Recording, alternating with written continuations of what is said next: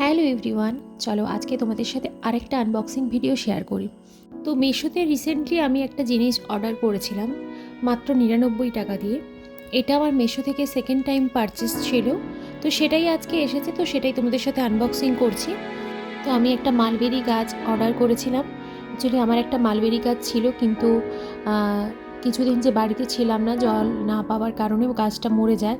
তো সেজন্য আমি যখন মিশোতে এটা 99 টাকায় দেখতে পেয়েছিলাম, তো সঙ্গে সঙ্গে আমি এটা অর্ডার করে দিয়েছিলাম। তো গাছটা আসার পর তোমরা দেখতেই পাচ্ছ গাছটা খুব ভালো কন্ডিশনে এসেছে, আর প্যাকেজিংটাও খুব সুন্দর ছিল।